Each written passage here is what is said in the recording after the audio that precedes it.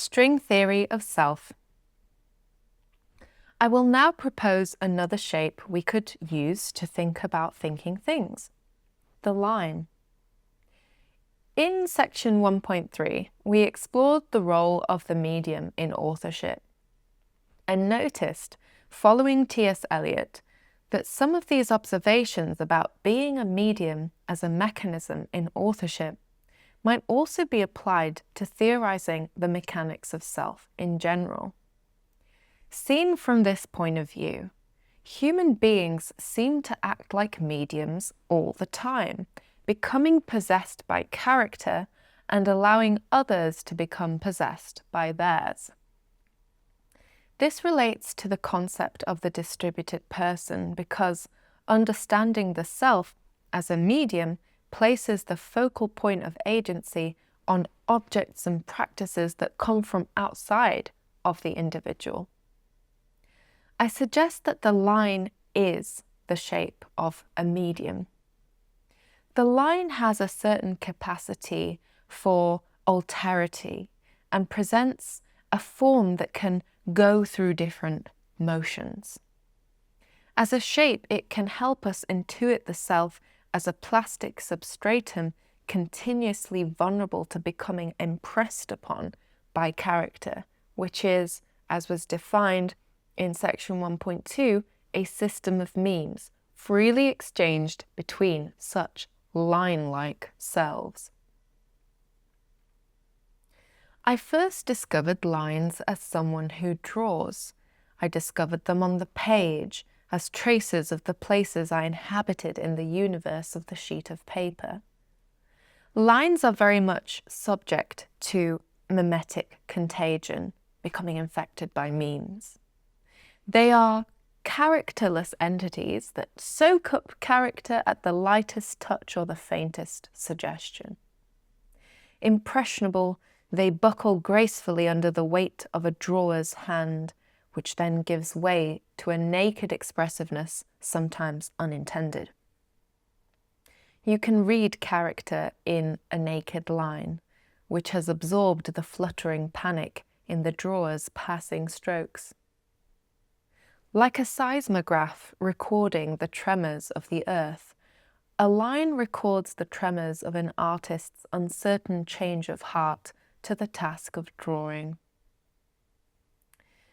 The idea of the line as a vehicle for making a copy of something else famously appears in Pliny the Elder's tale about the Corinthian maid who wishes to keep a memento of her lover before he sets off on a long journey and traces a line around the profile of his shadow cast on the wall. Over the subsequent centuries, this story has been turned into a myth about the origins of drawing and painting in the Western tradition, which places particular emphasis on mimesis in art, on imitation. Lines have subtle bodies that are capable of receiving and registering complex impressions, making them apt vehicles for character. The mathematician Joseph Fourier also found lines to be highly expressive entities. The Fourier analysis breaks down a complex function, complicated relationship, into the sum of simpler ones, trigonometric functions, such that any relationship can be very accurately described by just a handful of simple lines added together. Because of this economy of the line, the Fourier analysis is used in compressing files, notably JPEG files. An analogue to the line model can also be drawn to the field of physics, in which mediums play an important role. A line is to character what a field is to a wave. In physics, a field is characterized by the phenomenon it is amenable to facilitating.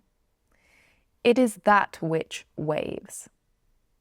So that's kind of how a field in physics is defined. It's that thing that waves. So therefore, an electromagnetic field is that thing that waves when you see electromagnetic waves. So an electromagnetic field facilitates electromagnetic waves. And electromagnetic waves, by the way, is light. So we see light because those electromagnetic waves are waving the field that is called the electromagnetic field. Or maybe a simpler example, air is a field that facilitates sound. When you hear sound, it's because air is waving. So air is the field, the medium for sound waves. And water is a field that facilitates the kinds of waves which manifest at various scales as ripples or tsunamis. So water becomes a field, is that thing that waves when you see waves in water. And now you can start to see that without the necessary field, a phenomenon will not manifest. So that's why in a vacuum, sound is not heard, because there is no matter to disturb in a vacuum. There's no air to do the sounding. The event of sounding does not take place. A field is a substratum that accommodates a wave coming into expression, just as a line is a shape that accommodates character coming into expression. Imagine a guitar string. It lies still when not played, straight, silenced, assuming the shape of potential. When plucked, a waveform emerges across its body. It is animated with character, a distinguishing pattern, which we can recognize by the unique frequency of any given note, right? An A will wave differently to a D note. The relationship between the guitar string, made of metal or nylon, and the singing note vibrating across its body, to then vibrate the air, then the skin of our eardrums at a distinct frequency, is the relationship between line and character. And it is a unique kind of relationship, which we will get into more. In fact, although the distinction between field and wave is intuitive and serviceable to theories of physics, it is a distinction directly analogous to mind and body dualism.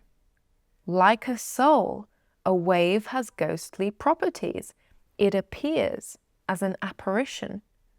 This is because the wave, like a Mexican wave, is not reducible to any part of the field. So if you look at a Mexican wave taking place, no single person, either the ones that are standing up or sitting down, no single person is the Mexican wave. The wave is in effect operating at a higher level of organization to the field, which is its substratum. So the people in the Mexican wave, they are the substratum of the wave, but they are not the wave. So what is the wave? What is the Mexican wave if it's not any of the people that make it up? So the wave is both dependent and eerily independent of its substratum. For example, you could use some other material than people to create a Mexican wave. The same phenomenon could be copied and performed on another substratum. Both waves and character are patterns capable of retaining their integrity across different substrata.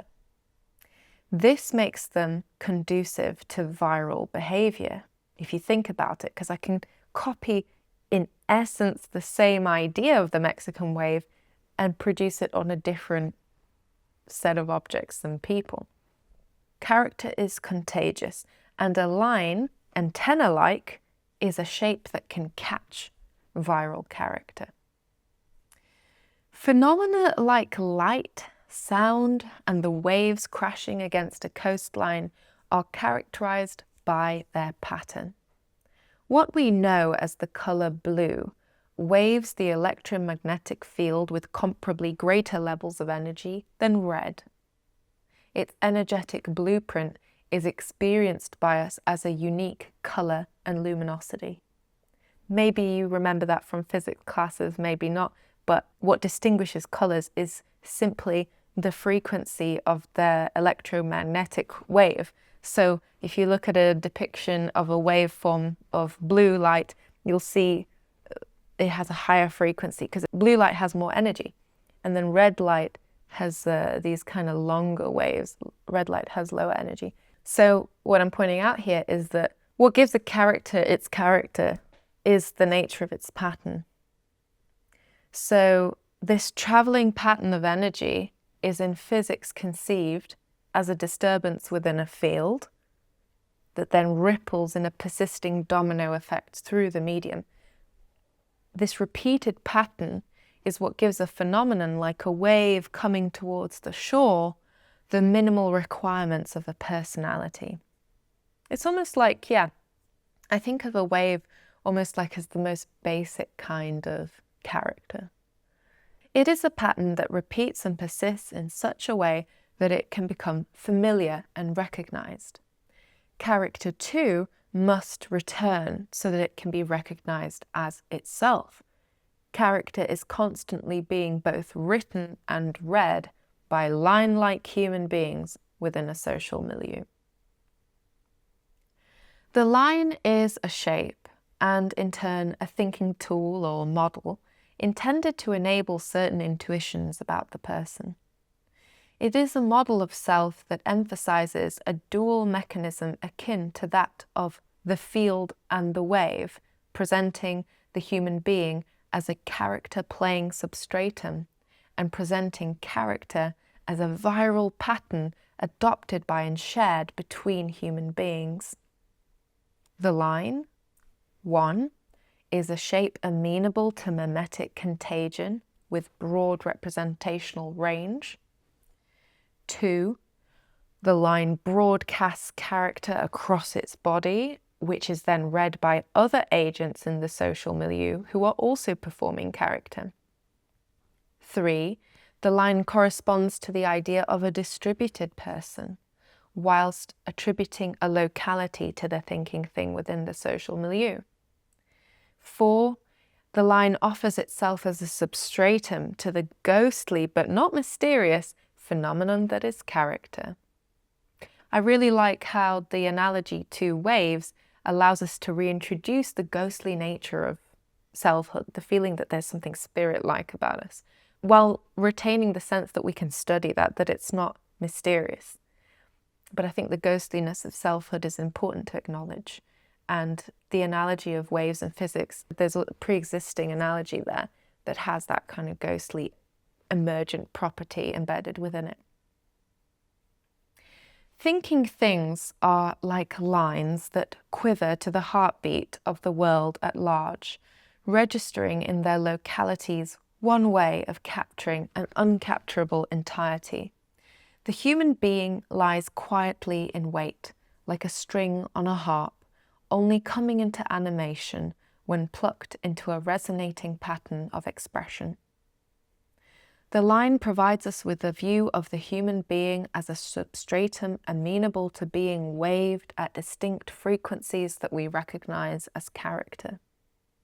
For the purposes of this thesis, character is a contagious system of memes which plays out across a substratum that is embedded within a social milieu.